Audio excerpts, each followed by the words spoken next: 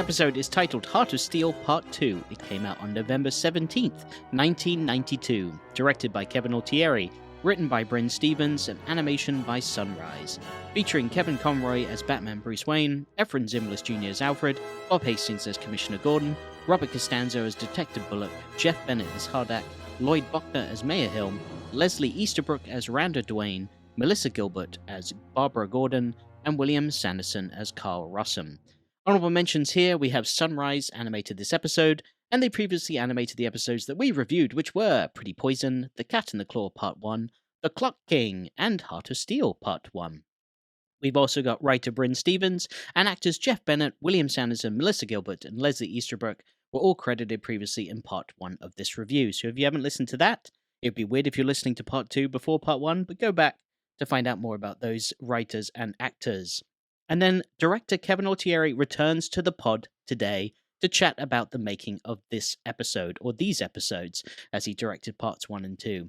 Will could not join us due to his very busy schedule as always, but that's okay. I sat down with Kevin again myself to chat about Heart of Steel, and as he was always full of amazing insight and behind-the-scenes info, it's just a really cool chat. So, buddy, I'm going to pass it over to Kevin for our utility belt of fun facts today. And let's hear from the director himself about the making of this episode, shall we? That sounds great.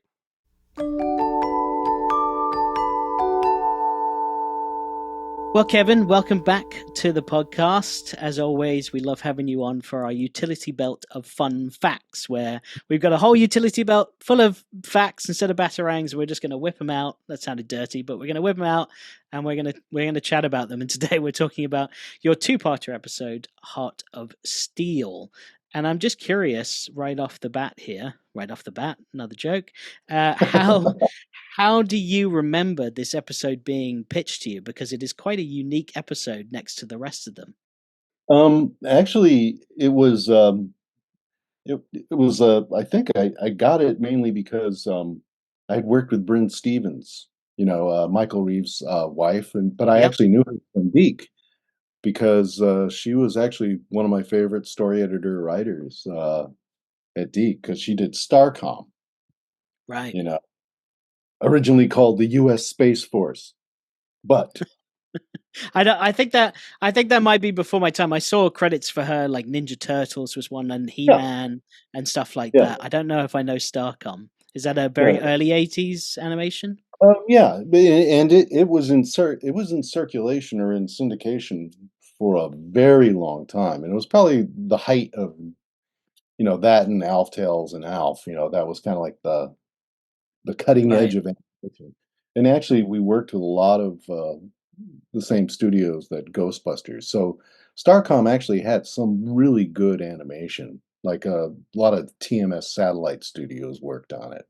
But Bryn was the story editor on that, and I got along with her great, And that show had a lot of dogfights in outer space, which I loved. And if you want to save, which is your jam, yeah.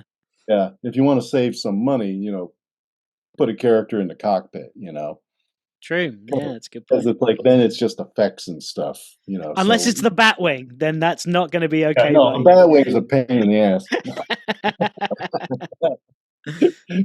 No, but so Bryn wrote this, and it was long, even it's a two-parter, but it was long and it had a lot in it.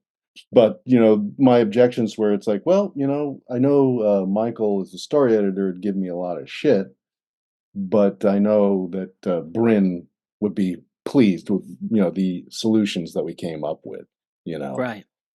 And it's a good script. It was a good story.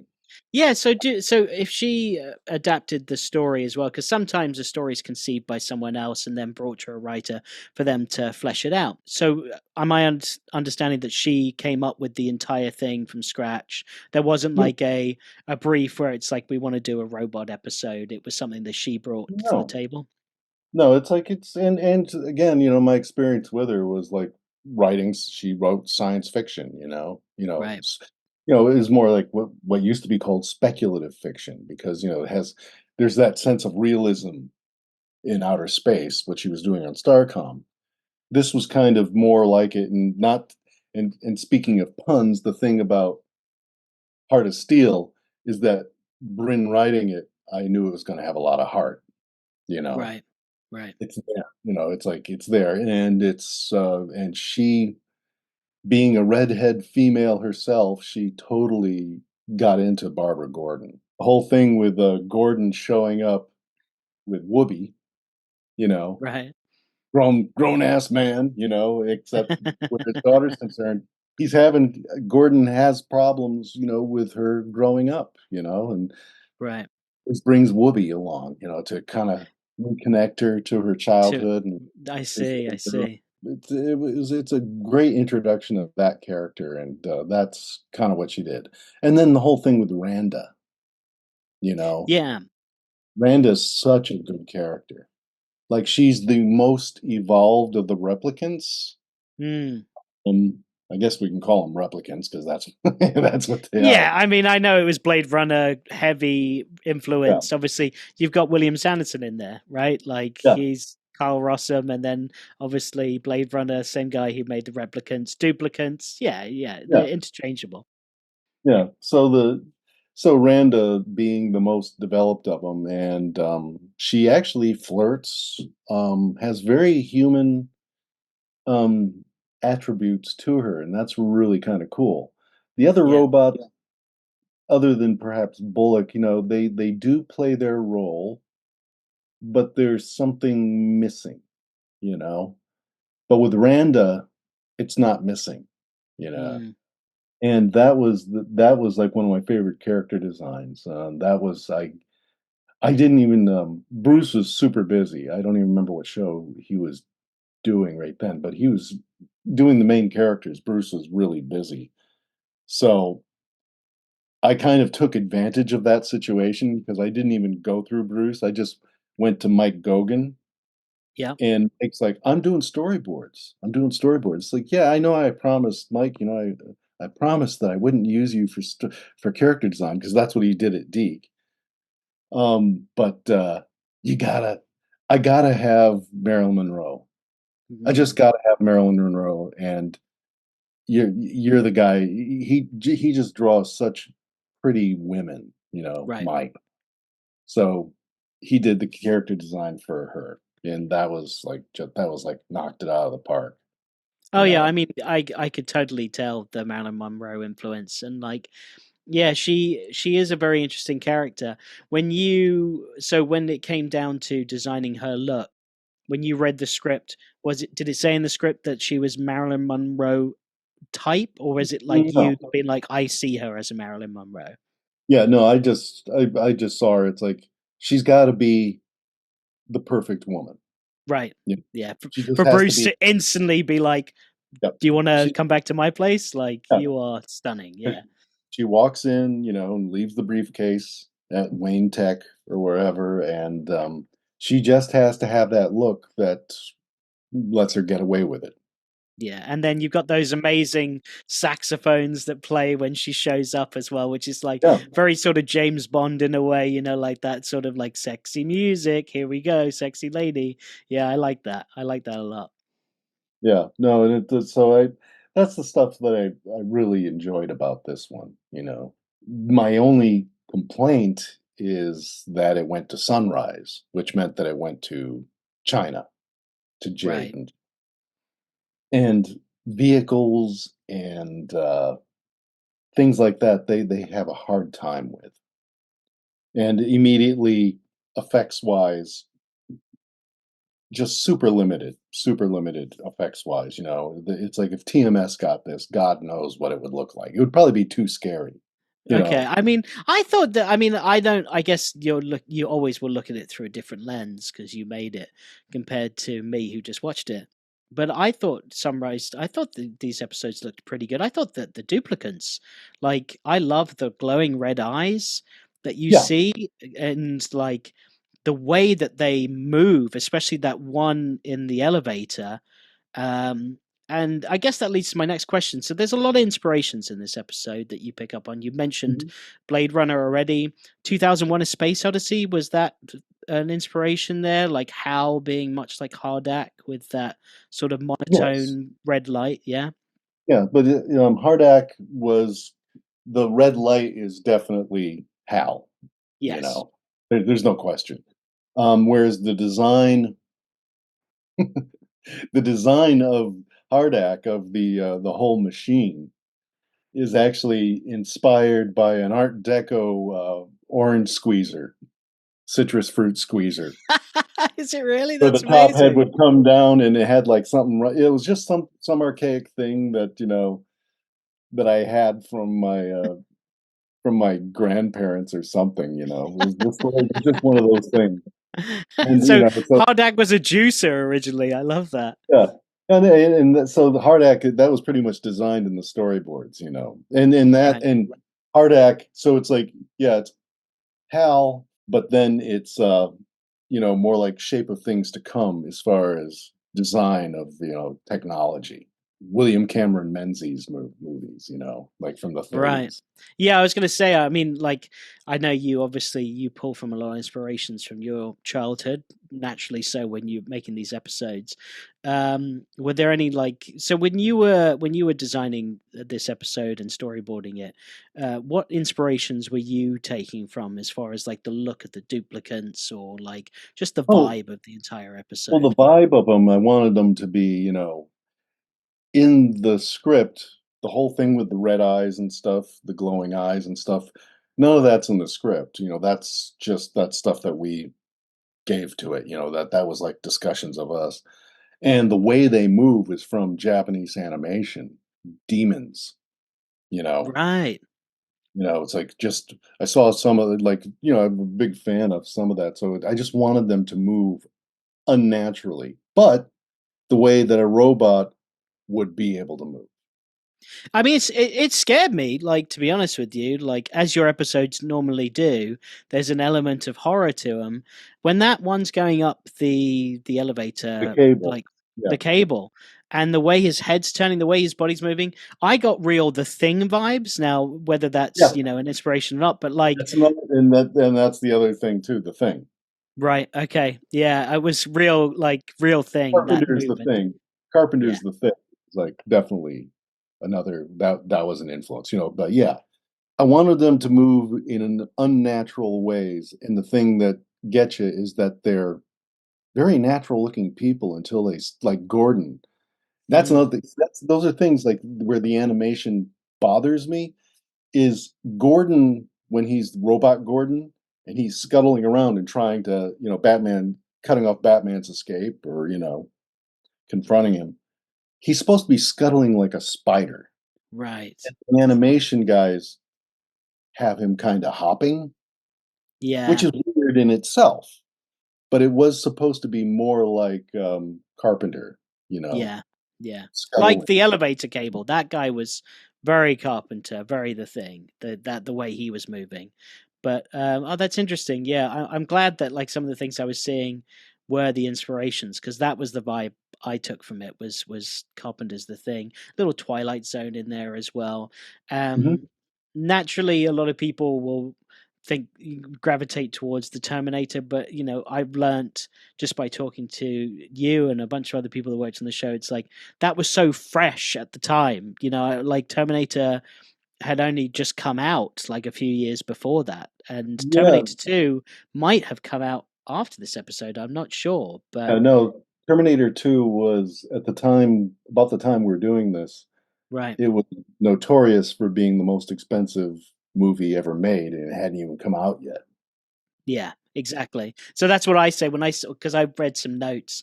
Again, you read things on the internet, and like I start to learn now from chatting with you guys what's bullshit and what's actually like something that could be real. And when I saw that, I was like, "There's nothing to do with the Terminator in there. It's definitely going to be older Well, material." the robots, but yeah, it's Yeah, it's yeah, more it is robot inspired and all that, but it really wasn't Terminator inspired. No, yeah, exactly. I mean, and the thing is, and the show kind of got out of control. When the storyboard came back, and I mean, like there's things that where we changed it. like for instance, I don't remember exactly what the sequence was where Bruce Wayne goes to be in the club. But the whole thing with the elevator and the club and just having these schlubby looking guys just punching through doors, and just the whole thing of, okay, I set up the hallway. There's a bureau of something over there. Maybe there's trophies in it. I don't know. But there's like a big, big object so that Bruce Wayne, using his skill, being Batman, he drops out, foot sweeps him, gets out the door, just slams that thing against it. It's just like action dovetailing each other. That scene, man, that scene, like, it stands out to me. I watched it again today. There's that shot from inside the elevator where you see that guy ripping the doors apart and his eyes are red, and that's right before he contorts his body. And, like, it's intimidating, like that force that Bruce has. I guess he hasn't, like, come up against it yet in this show, like this just brute force of like No, metal and like steel. Nothing is going to stop it. Like, you're going to have to outsmart it because you're not going to beat it with your yeah, fists. no, Yeah, he can't defeat them. No, he yeah. can't defeat them. I do love though. Like, you guys have a lot of fun beating the shit out of robots in these Yes. episodes. And how much, like, can you talk about that? Like, how much fun was it being Oh, creating these ways of like killing them, basically? it's basically why it's kind of like, very quickly this became destroy all robots. You Right? Yeah. and I couldn't really hold the board artist, especially Mark Wallace. I couldn't hold him back, and it became like the storyboards came back and they were like a phone book. Number one, the script is long, but Jesus, man, they just everyone was just having fun with, just destroying robots. That rooftop thing with Bullock, Mm. there was a lot more combat going on there. Oh, And really? Can you talk about any extra things that you remember? oh, just Batman trying to just Bullock just like going after Batman. He's like he's unstoppable. Right. Right. Just there's just more and more of that, and yeah. I mean, every fight was like just overly long. That's Yeah. all I can say. Yeah, You I know, mean, I do know that there was a whole scene cut, wasn't there, where there was Batman versus duplicate Batman or yeah. duplicant Batman. Brad found the storyboard Oh, of that. really? Yeah, and it's a shame because I kept it in there for so long. I did not want to lose that because before HARDAC blows up and everything, Batman, it's like Batman looks up and after all the other ones are destroyed, the last replicant comes out and it's Batman and he just dives at camera. And then you Right. cut outside and then, now that Gordon's safe and Rossum and everyone's outside, Barbara said, "Where are you going?" It's like, "I'm going back to help Batman." And she helps Batman, and it's the first time that she actually fights Right. because they're in this boiler room that of course the whole they have to have a boiler room in there, and it's like in just him Batman fighting like we talked about it. Me and Brad talked about it, and Brad drew it. But it's like everything that's on Batman, like the scallops on his Yeah. gloves, they come out, and he's like slashing at Batman, Oh man, this sounds so cool. and Barbara Gordon comes up behind him, and I said, "There's got to be a giant wrench in there." So she actually gets his attention with the giant wrench. Bang! Like you can hit him on Right. the head. It doesn't Yeah. matter. You know, Oh man, like, I know we get his Silicon Soul, and that's kind of like where that that's scene where it got came to from. be. Yeah, it's where it came from. I know that. But yeah, I think as a finale, that would have been. I understand timing is the reason it was cut, but that makes the most sense because he's fought all these duplicates, and then he's got to fight the ultimate duplicate, which is himself. Yeah, Yeah, and and just that fight sounds awesome. yeah, no, and it's oh, God, I'd have to I'll have to dig it up. It's got to be here somewhere. Oh, I'd love Kind to. Yeah, I'd love of, to see those. So I'll definitely share that on socials if you have it, because yeah, I would. yeah. I would love to be able to see those. So production-wise, we mentioned this is the first time that Barbara Gordon appears in the DCAU.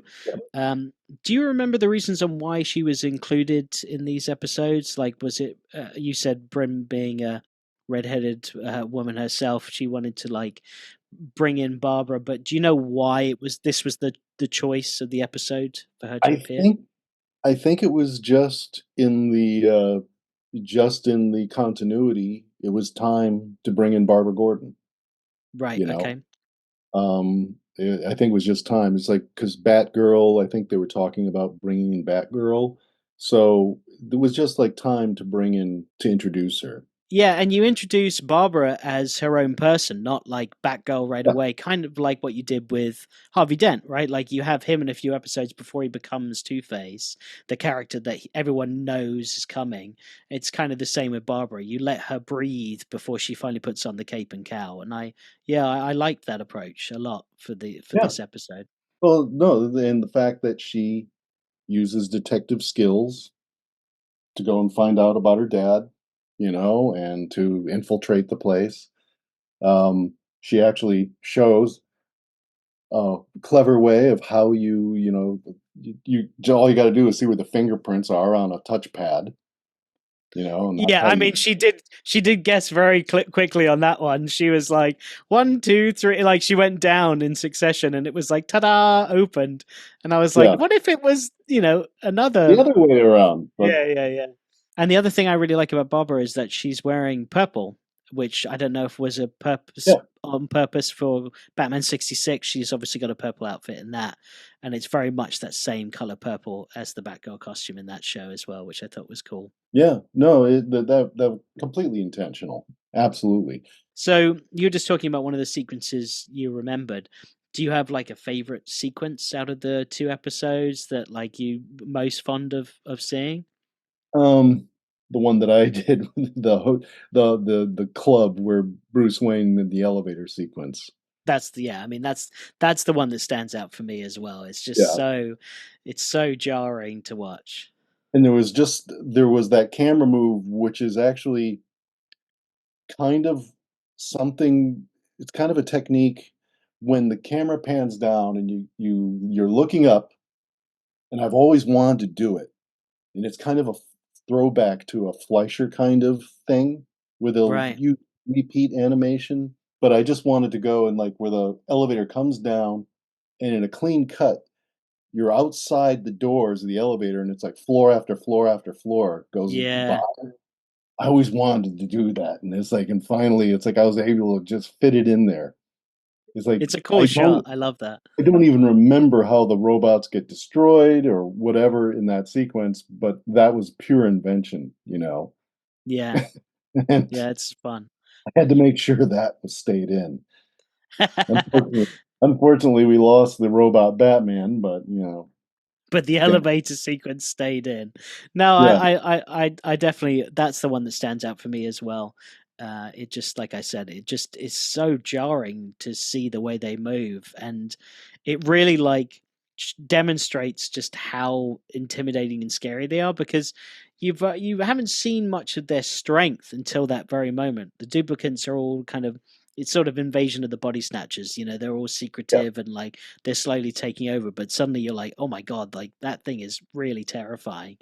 Yeah, so that's a really good one. So with William Sanderson being Rossum, and obviously for odes with Blade Runner, and I'm sure that's why he was thought about. Do you know anything about how he was brought on board? Was it sort of like we need William Sanderson for this role, and that's how Andrea went out, or Yeah, I don't even think it was a question of. I mean, I think Andrea just said William Sanderson. I think she yeah, just went. I don't really recall ever making that demand. It was right, more right. like, well, yep, William Sanderson. I get to meet William Sanderson. You were there for the recordings? Yeah, and got to meet Melissa Gilbert, who Mm. my father-in-law, who passed away at that time, but he was the showrunner and the creator of Little House on the Prairie. Oh, right. Okay. Yeah. One of her So I claims got to to fame. talk to her.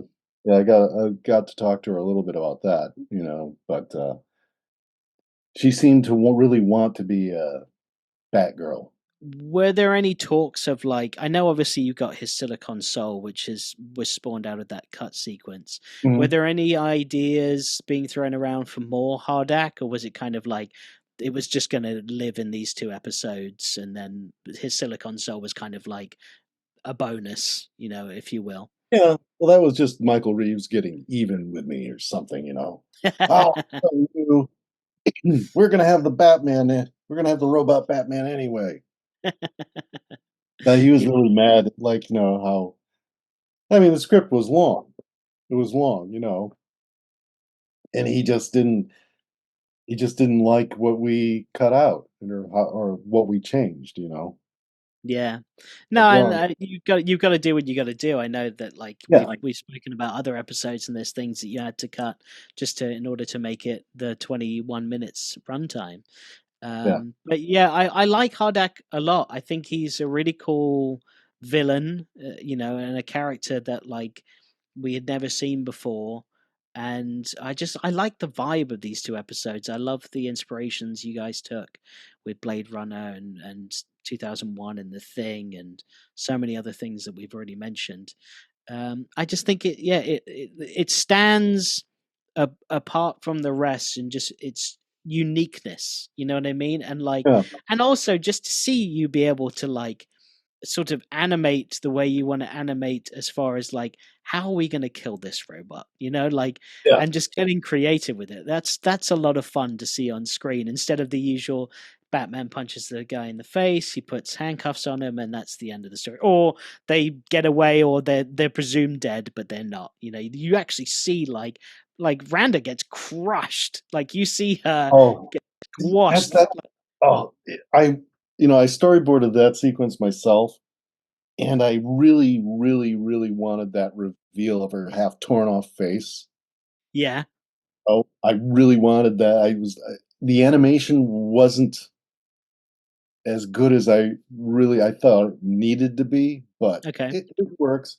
And yeah, and that elevator that's on the side of this high-tech gigantic computer kind of boils down to like, an outboard elevator because I need that elevator from the beginning of the show to the end because I was planning on crushing her, you Right. know. And she has no problem holding Batman, she can overpower him. Yeah. Um, and I wanted to have like that half torn off face, the horror of it. But Yeah. because it's a robot, you can do it. You can do it. Yeah, I love it. I thought it was awesome. I thought that, again, more visuals in this episode that like will always stay with me. I've told you a million times your episodes always used to scare me as a kid, and this is Thank one you. is no exception. Yeah. The other thing I noticed, we've talked about this before in Feet of Clay Part 2, the bat throwing star does briefly appear in part two because Mhm. Batman basically throws it and cuts the head off one of the duplicants to go straight through his neck. And I wondered if this will be the last time that we see the bat throwing star, or if it I does appear anywhere think else. so because I really wanted to use it for when the two robots come out of the dark and Batman, he throws Yes. and I really wanted them to be the bat stars and have like it protruding out the back of the robot head. Right. But I think at that point we were kind of pushing BS&P a little too hard, Yeah, so I'm sure ended they. up Yeah, it ended up being batarangs, just stuck into the eye hole, into the eyeballs. But that was the negotiation point. Yeah. yeah, it wasn't really a negotiation. I was just aware that yeah, that it's this is going too far. You know, I love I how mean, that's too far. Not the like crushed half-faced person's head rolling on the ground, it's or clearly a robot. it's just clearly a robot. Yeah. Yeah, and Uh, it's like you'll notice, like the elevator comes down and it gets stuck for a little bit, so you get a good look at it before she's crushed. yeah. That about rounds out our review, and thank you so much for sharing all of your facts that you remember from this episode. Can you tell our listeners what you're up to now, and where they might be able to find you in the coming months? Well, I'm writing and drawing, several comic book projects, but other than that, I've been doing a lot of painting. And Awesome. yeah, the commissions, I've been doing commissions, and they're Batman themed for the most part. And if you go on Facebook, you can see them, and on my Instagram page, which is Mm. Altieri Arts. Other than that, I'm gearing up. I'm going to be doing several events, comic conventions.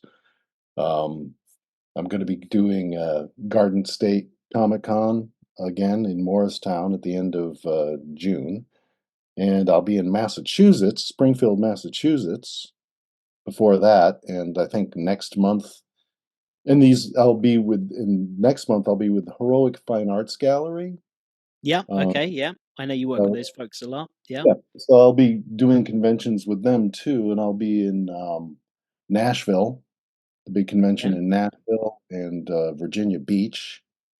Nice. I believe Virginia Beach will be next month in May, and with the Clampett Gallery at San Diego this year. Oh, are you? Okay. So I'll be doing commissions and signing, doing a lot of signings and things. So Awesome. if anyone wants to meet me in person, it's like look at the list. That's like I can't remember the names of all the conventions. Yeah, yeah, yeah. Just the I was location and the rough month it's going to be in. Yeah. Yeah. I mean, I was just in Kansas City with Heroic Fine Arts again, and that was PlanetCon. But I didn't know it was called PlanetCon. Out there. As long as you find your table with your name on it, I'm sure you're fine. Yeah. No, and again, and I've been working with Heroic Fine Arts, James Fletcher, and I'm actually kind of amazed. It's like the thing I really like about working with the gallery is that they have some of the best sells from Batman that I've Yeah, ever they seen. do. They do. And That's a I good one. wish I had the money to get them Oh, because they are beautiful. Yeah. yeah. Well, it's like then that's how I met those guys because they actually approached me at one convention that was out here in outside of Los Angeles, but it was a pretty good sized con, and they came over to me when I was just doing a commission for someone and said, "Hey, would you mind, you know, how much would it cost for you to sign some of these cells? We have like a lot of Batman cells from your episodes." And I'm like, wow. And then they pulled out one of Veronica Vreeland and Harley from Harley's Holiday. And I just went to them. They had like not a big stack, but a small stack. And I said, well, if I can have that cell, because it's like the two girls, Veronica Vreeland, barefoot with Yeah. her feet up in In the the car. in Bruce Wayne's car, Yeah.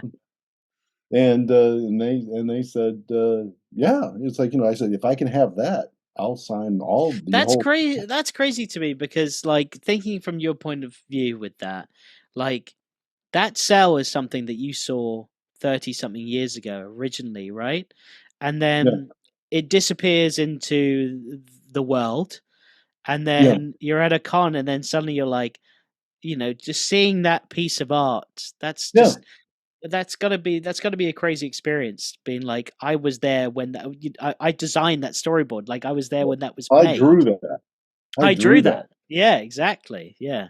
Well, Kevin, thank you so much for coming on the show. As always, we'll definitely have you back when we come to review another episode of yours, hopefully. But for everyone that's listening, go check out Kevin at Altieri Arts on Instagram and Facebook. And make sure if you're in the area of one of his cons that you go and see him in person as well. That would be amazing. Kevin, thanks, dude. It's always a pleasure. Thanks for coming on, man. You're welcome. I'll be back.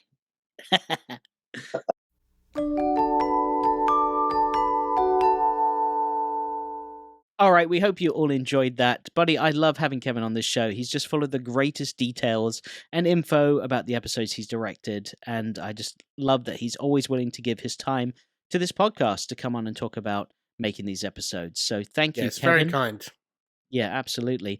One of the things I wanted to share with you is HARDAC's design was based on an old citrus juicer that Kevin had when he was a kid that his grandmother gave him. Isn't that crazy? It was like this old Art Deco like juicer that he used to like squash lemons with, and he's like, "That looks like a robot. I'm gonna use that." That's fun. Do you think HARDAC had HARDAC had a little juicer option? Yeah, in the top. He's like, I can control and create robots. I can change humankind, and I can also juice lemons. It's like, oh, only lemons? Only lemons. Only lemons. Oranges, can't do them. Limes, no way. I am built only for lemons. So the other thing I wanted to tell you is it has been confirmed. Kevin said that there were many inspirations for this episode. Obviously, one being 2001: A Space Odyssey, as we mentioned, and of course Blade Runner. But also he did confirm that Carpenter's The Thing was a big inspiration for them making this, and especially this episode. God damn, that was some crazy stuff. This was like a rated R episode. I know they were like, we only electrocuted a robot, but I remember me and my wife when that guy like gets lit on fire, the maker, we were like, oh, he's fucking boom roasted. Like he's dead.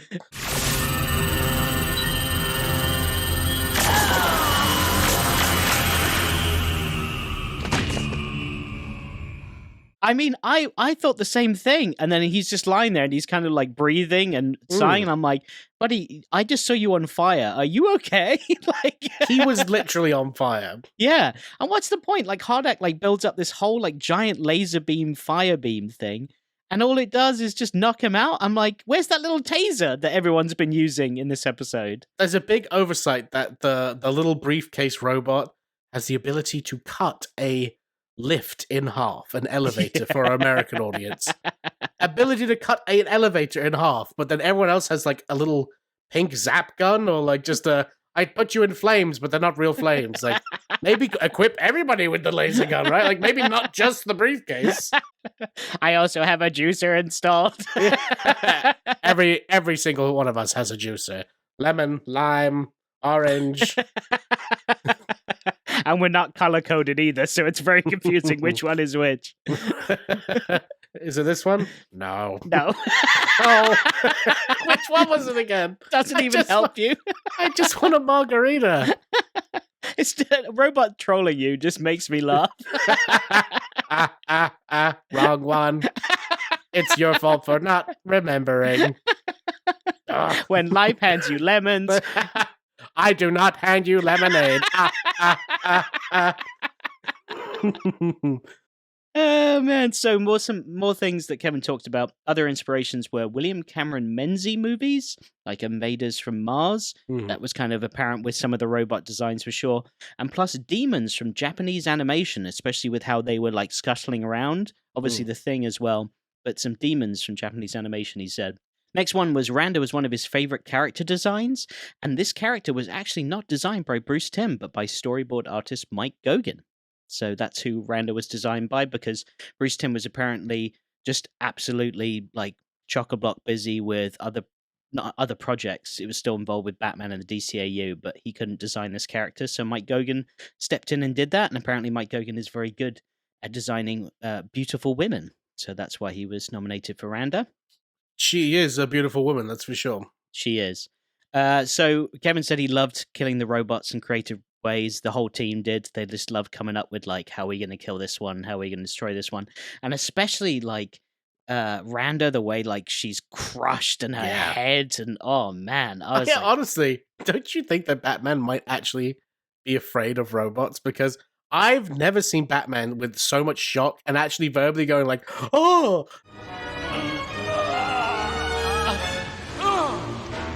When the Miranda, whatever her name is like holding him by the neck, and you reveal that her face is half missing, and she's like, "Oh my god!" Like, he freaks out. Like, mate, Two-Face, your best friend. Like, You went, oh no. You didn't go, oh God. Oh, this is playing into one of my fears, bud. Oh. You're not my best friend anymore. I'm sorry. It's the way you look. And I'm really sorry this happened to you, but I can't. I'm done. Oh, it's gooey. Oh, it's gooey. Do you make limes? Lemons? Your juice? And then the final thing he said was when Barbara goes back for Batman at the end, there was an entire fight scene that was cut. And I felt like this ending was a bit lackluster, and this is why. So essentially, Bryn Stevens wrote a fantastic script, but it was just too long. And Kevin said he tried to keep it in there for so long. The ending that was intended originally was Batman versus Robot Batman. That was going to be the finale. But sadly, it was cut due to time. That's a shame. Yeah, Barbara was going to run in and help Batman and like have a big wrench and like. Or it'd be the classic, like, no, Barbara, it's me, Batman. No, listen, it's me. Like that classic thing. Oh, that would have been cool as well. I like that Barbara, idea. Just remember, like, we fucked. Well, not yet. He's like, wait, not yet. She's like, we're going to fuck? Yeah. That little chin move I gave you, that was like my I'm into you move, right?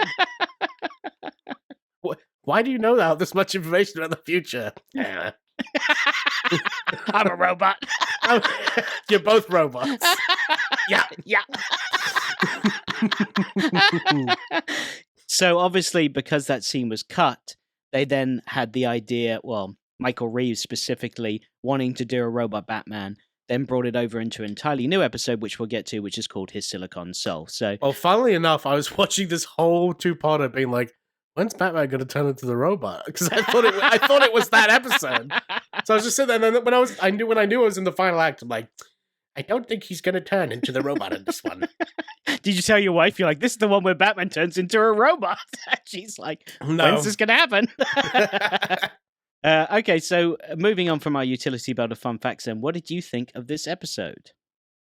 Not as good as the first one, I'm not going to lie. Oh, really? My opinion's different. I think this is a better episode than the first one. I liked the mystery and intrigue of the first one and leading into everything. And I'm sorry, the briefcase robot is the best robot out of all of them. Like, it nearly killed Batman. And the other ones are kind of just like, they're just like, I'm going to throw you.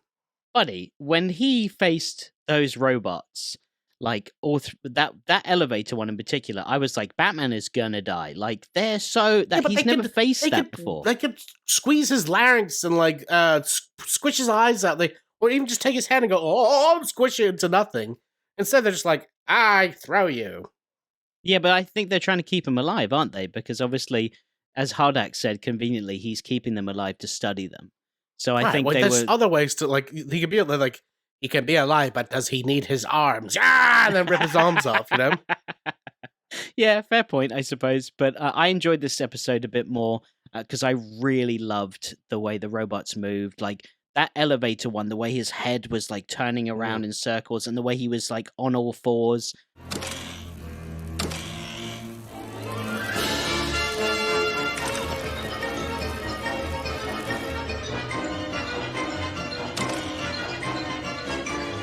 Just scary as hell, like really. It is scary. Vivid. I liked when the eyes lit up in the darkness and they walked like out of the darkness. Like I was like, man, if I was a kid, I would be definitely freaked out. Yeah, absolutely. Now the music in this was the same as part one, and although revisiting this score in this episode, because part one I thought it was pretty good, I thought it could have been better. Like listening to the music in this one. Yeah. It wasn't like it needed a more memorable beat. You know what I mean? Like you've got like such great episodes like The Laughing Fish or Joker's Favor. I know they're both Joker episodes I'm pulling there, but they've got those memorable, outstanding, like that's unique to that episode. Or like the movie Saw. Why didn't they just put another memorable song in this episode? Couldn't they just make it now? Do it now. Do it now. Make it do it. Do it, Jolly Walker. A timeless song, man. I have it on classic. loop. When I shower, it's the theme from Saw. So I'm scrubbing my dick, scrub my dick, scrub my dick, scrubbing it. I don't even know the theme. I'm just singing the way you sing it. I think it's pretty on point. Yeah, so I think it could have been better. Wipe my butt. Ouchie, ouch.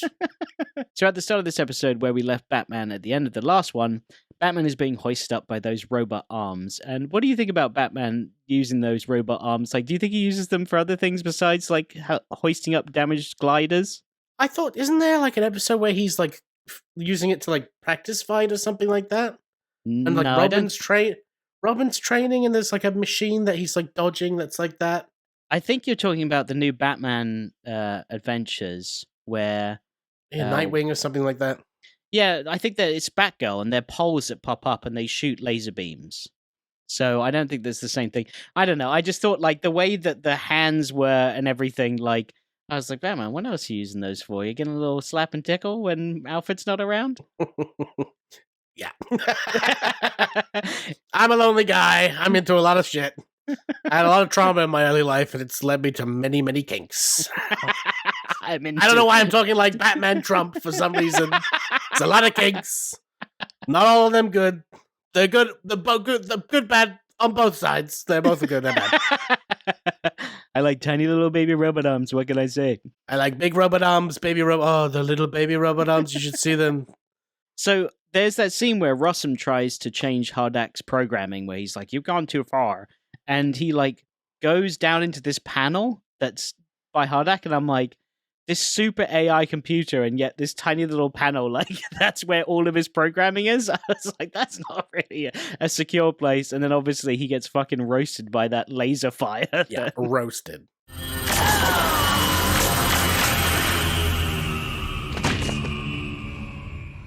Yeah.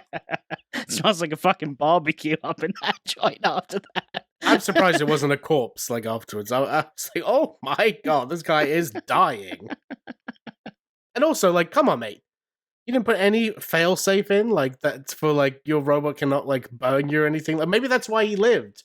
Maybe HARDAC was like, I'm gonna fucking roast you, motherfucker. Roast the maker. But he put something in it where it's like, oh, it doesn't affect me that much. Just kind of makes me sleepy. And gives me a tan. Yeah.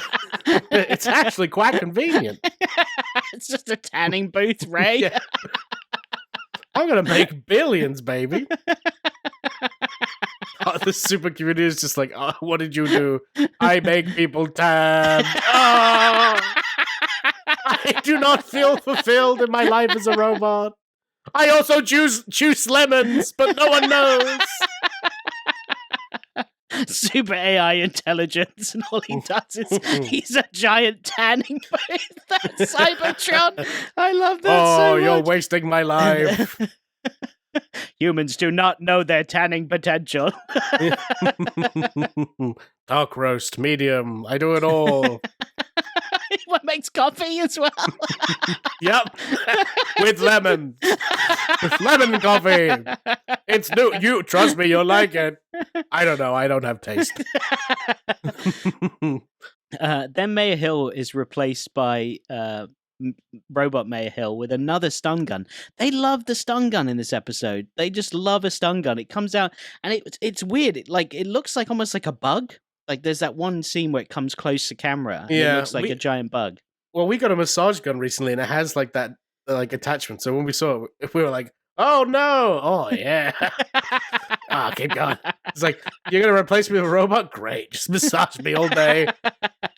Maybe that's why Alfred doesn't remember being stunned, because it actually was just like, it was such a good massage that he was brought to finish. That is the first time he's finished in like 30 years. It's like, oh my micro penis! Pweep. You know how those massage guns like have different levels? That's why Carl Rossum's robot one exploded, because it was on like high, and he was like, ah! His penis exploded on impact. Human Rossum's like, I've got a little dick. Did you give my robot a big one? It's even smaller. That's a spot-on impersonation of it. Oh, thanks. I guess I got that one. That's your roster. Yeah. Hey, it's me as the big actor from this little part of this show. That's pretty good too. I mean, it's a bit. You went a bit country there, a shoe at the end, but yeah, that's pretty good. My one is a little bit more of a country twang. Yeah, more of his Deadwood character.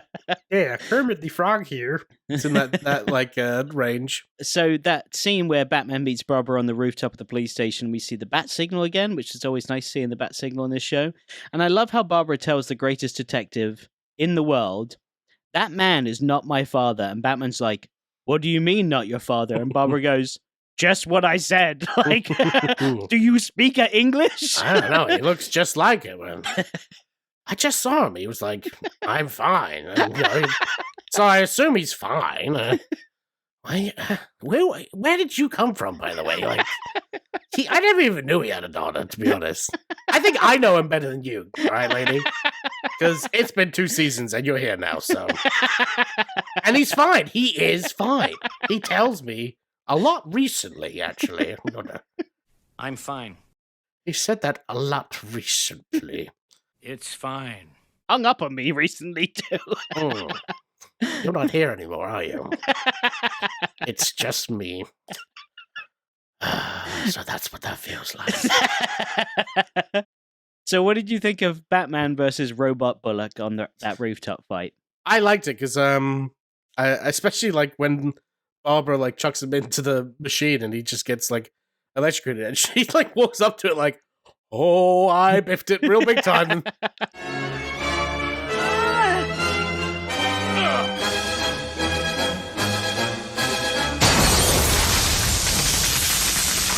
But Batman also pushed him in as well. And I was thinking... Yeah, but my theory is when he hit him with the lead pipe, he was like, no human has that amount of strength. That's right? what I thought. He must have known that he was a robot. Otherwise, he wouldn't have done it. But imagine if it wasn't a robot and it was regular Bullock that's just like been working out. Great job, Barbara. You got rid of the robot. Oh, no. What is it, Batman? Oh, no. Don't get close. That is. What's that smell? That's It's a new barbecue joint that just opened up down the street. Yeah, That's right. You're smelling. Killer Croc's Killer Ribs, man. It's a great place. He like holds up his hand. It just comes off. Oh. That is oil, red oil, pumping through his robot veins. He's fine. And that's what they say, right? That's what they say. How are you not like, holy fuck, robots exist? We gotta get the fuck out of here. Yeah, he's having a mini panic attack inside. Like, oh my god, I just wanted to fight criminals on the street. Now I'm fighting giant crocodiles.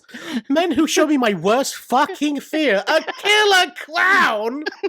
And freaking robots. I did not sign up for this. And I just killed a man? I killed a man! That is the opposite of what I'm trying to do with my life. Oh, what a week. I fucked a robot as well. I definitely did that. Alfred did too. We high-fived during it. We knew it was something was up because it was ice cold, but we were like, hey, it's chilly in here. And we haven't got some in a long time. And we were like, maybe it's changed since we last had it. Maybe it's new. Want to do a wobbly H, sir? Wobbly H? I know, I'm English, sir, but we put a little French on it and do a bit of Eiffel Tower, hey? Bonjour, sir. Alfred, don't look me in the eye when we're doing it. Don't look at my French stick, sir. My baguette. Oh my god. So Robot Mayor Hill was obviously being really devious when inviting Bruce into the club in that giant dark room where he's like, oh no, my boy. This club is brand new, though everyone will belong very soon. and I was like, well, that would make it not exclusive if everyone's going to belong to it. So you're a robot. I biffed it. That's what you humans say, isn't it? It's only human to wait, but we are programmed not to biff. It's human error equals biff, and we do not have human error. Oh! He came before his head blew up. Did you see that? Sign me up. Where's that massage gun? Alfred's just taking it. Hasn't left his bedroom for a week. Alfred's like goes out, he comes home and Bruce is in his bedroom like, Alfred, we need to talk. Is Wayne man up to your standards? Oh, I see. I see you found Jeffrey.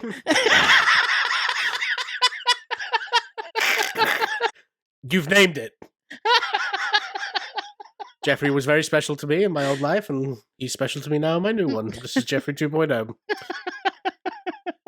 So when Bruce came face to face with those robots, it's a good thing he wears a giant oversized jacket as well, because he just slipped out of that thing like melted butter. He was like, whoop, and for my next trick, I was like, that was a smooth move, Bruce. I'm so happy the fashion in this part of the city is big-ass coats, baby. I'd be dead otherwise. I'm going to go down to Killer Croc's Killer Wings, eat a whole plate, and then go get myself a big-ass coat. Welcome to Killer Croc's Killer Wings. If it's not killer, then I'll kill you. I mean, enjoy. What sauce you got? It's sewage. I thought these were killer. They'll kill you. That's the point. It's just raw chicken. It's raw chicken and mustard. Enjoy. I thought you said the mustard was sewage. Yeah, sewage and raw chicken. It's my diet. This is what I eat. And I like it. Why are you eating it? So we cut to Cybertron, and Barbara gets very lucky with guessing the entry code to the entrance. Yeah, that was a bunch of shit right there. Yeah. Just because she saw that there was 4 numbers hit, there is still like a good amount of guesses to be made on the actual combination. Yeah. I don't know what the exact number is, but I'm guaranteed it's like 200 options for all the combination of those. At least. And she was just went, beep, beep, beep, beep, lucky guess, I'm in.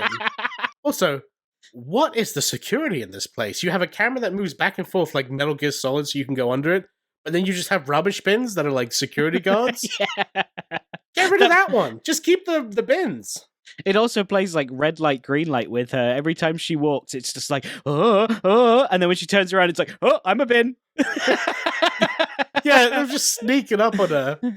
Like, I'm just an eyeball in a bin. Quite normal. Nothing to see here, and I don't see because I am a bin, not a robot. What is seeing? I don't know this concept. I'm a bin. I also really like that the robot transforms into this like giant like 50s movie robot. I thought that looked like very Invaders from Mars, like I said.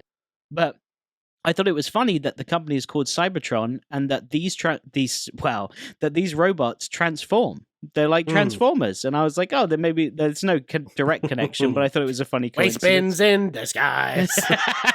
Someone just opens up one day like, oh, bleh, and like, no! My circuit! Ah! Did that bin just come before it blew up? I'm pretty sure it finished. And what is this, raw chicken from Killer Croc's Killer Wings? Is that raw chicken and mustard or sewage? Oh, who threw it away? Who threw away perfectly good chicken and sewage? It's good stuff. What are you doing here, Killer Croc? You know, I'm thinking about opening a second location. We're doing so well. People been buying it. They love it. It's raw chicken. I can't believe that's making me laugh so much. Oh my god. Who knew the most successful restaurant in Gotham City would just be raw chicken and mustard? Or sewage, we're not quite sure. Come on down, it's great. Come and find out for yourself. Hey, new location coming soon. It's gonna be killer.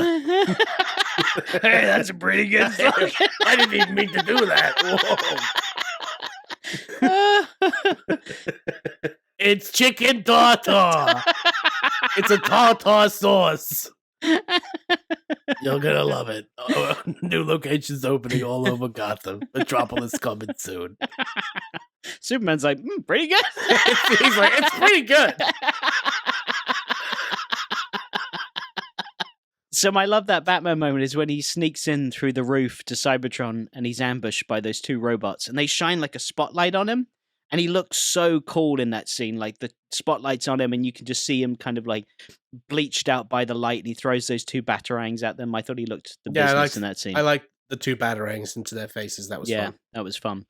So what did you think of the human fish tank where HARDAC keeps all the humans he's replaced? It's another like Star Wars homage in here, isn't it? But really, like the moment the water like pulled them away, their masks came off immediately. So there was so much like chance of just killing someone. He's like, "Don't worry, the humans are fine. Their masks are perfectly safe." And we open. Oh, they're all dead.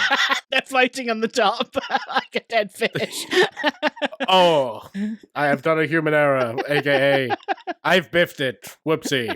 It's another thing they say. I must execute, terminate myself. Now, I have human error, therefore I must no longer exist. I guess he only keeps main characters alive as well, because Randa and the other duplicants that we see from before are nowhere to be seen. So Killer Croc's like, it's not chicken. I got the hook up. And also, I thought that duplicant Rossum lets out like the most visceral robotic scream when he gets electrocuted. It's like, it's a weird pitch, and I heard it with my headphones on today, and I was like, oh, like it hurt my That's ears. his own face, baby.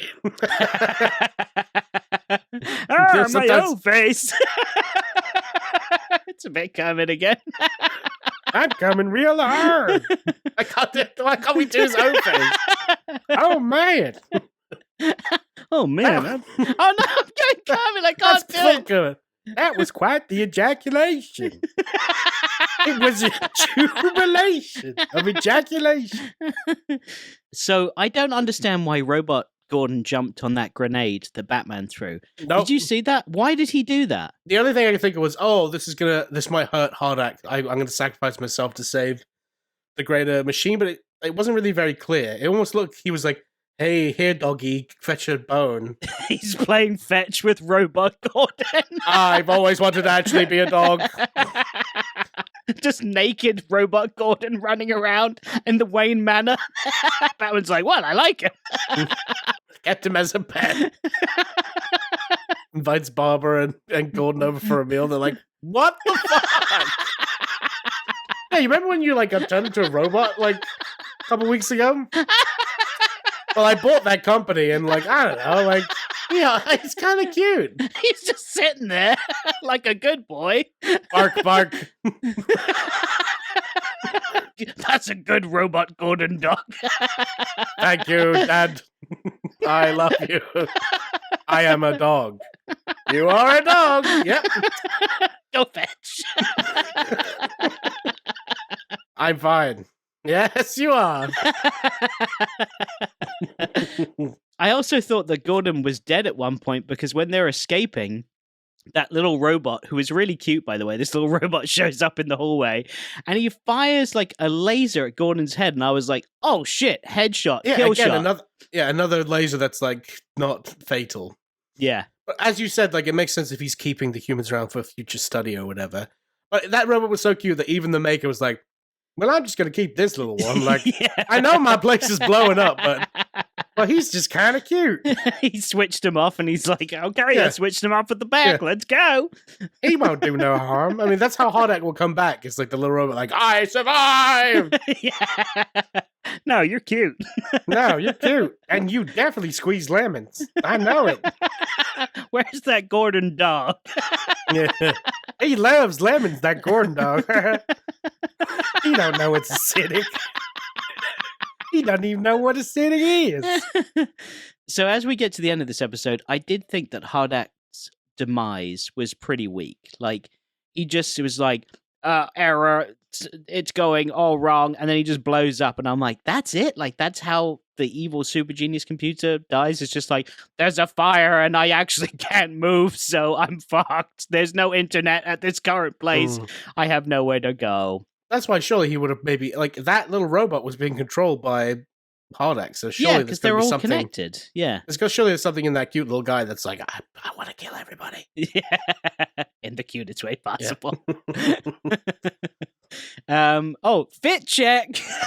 By the way, Gordon and Bullock are rocking grey t-shirts when they come out of the fish tank, and I thought it was very nice of the robots to change them out of the clothes they were originally wearing when they shocked them and kidnapped them. I was like, why did they do that? Why did they? We like to be unison, equals here. We're communist computers. Grey t-shirts only, like as grey as our soul. Oh, That's I don't right, have as one. Grey as the moral standings of all humans. Ah, that's a good one.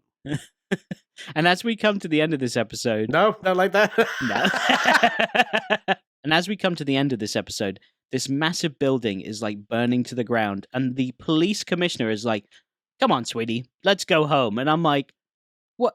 Are you just gonna like?" He's like, "Yeah, someone will clean that up." I'm like, "You're the one who's gonna clean that up." Like, you gonna Someone will clean it. Don't worry about it. You're gonna call it in? He's just like, wait till the morning. It's been a day. Let it burn, baby, burn. I kept this one though, so. Oh, should have told you that. He's got HARDAC in him. Anybody up for ribs? I heard it's quite good. Raw chicken. Who knew? Sewage. They're not even ribs. That's true. Women. Here's your ribs. Enjoy. It's all raw chicken nuggets. I ordered the chicken nuggets. Yeah, little nuggets. The ribs. I ordered the salmon roll. Yeah, that's what you got. What's your hygiene rating, Killer Croc? It's the color brown. That might be a shit stain. That should clean up around here. I live in the sewer. What do you want from me? These ribs are good. All right. Why is that funny? I don't know why it's funny, but that is the end of the episode. I don't know where we went with that one. So if you're still listening, thanks for sticking around with our ridiculous humor on that one. We're a little loopy today. Yeah. And also, Kevin, if you're listening, you're the best part. You're the best part of this episode, dude. Yes. Isn't it nice that we have professionals come on and give you insight into Batman the Animated Series podcast? I mean, just Batman the Animated Series. As a kid, I'm growing up, I'm seeing Kevin Altieri's name on my TV like endless times over the years when I watch this show. And I love that I get to have him on this show and get to talk to him. And then I'm like, yeah, so there's poop and sewage and raw chicken. I'm like, what am I doing sometimes? It's my influence. I'm sorry. If I wasn't here, you would be... man. If I wasn't on this show, it would be like, wow, today we're going to watch one of the best episodes of Batman the Animated What is Series. this, And NPR? here I have Kevin Altieri with me. Hello, Kevin. How are you? Yes, that's very interesting, Kevin. Thank you. Well, nothing funny about this. Like, there's nothing funny about any of these episodes because they're perfect. And I'll see you on the next one. Toodles. And my version of the show would just be like, oh yeah, the episode was good. I thought. Well, it's the balance. That's right. That's how it works. It's Okay. the yin and yang, the pee and the poo. As we always do, we do a top 3 at the end. Does this episode make your top 3? No, it does not. Me either. I told Kevin, I was like, one of your episodes is in our top 3. And he's like, which one? And I'm like, well, On Leather Wings and Two-Face Part 1 were there, but now it's just Two-Face Part 1. And he's like, that's the right one. I was like, yeah, buddy. Okay, so ranking out of 10, what would you give this episode? A 6.5. Whoa! Much lower than last I time. really like it. Interesting. Okay, I gave this an 8 out of 10. I get it a bit higher than last time. So a 7.25? Is 25? that the right math? Yeah, 7.25. That works. Yeah. Yeah. All right, and next, we would normally be doing another review of an episode, but Will is going away to the Middle East again. So because you're going to go to fucking Noah's Ark... I'm going to Waterworld, and I'm looking forward to it. Yeah, because you're going there. We are going to be having Ben come back on the show, and we're going to be doing Batman on the big screen, and we are going to review The Dark Knight Returns animated films, part 1 and 2. Oh, nice. You love those movies. I love those movies, so I'm really looking forward to that, because the last one we reviewed was The Batman, and I'm not the biggest fan of it, so it will be nice to watch something that I enjoy. So yeah, come back next week for that.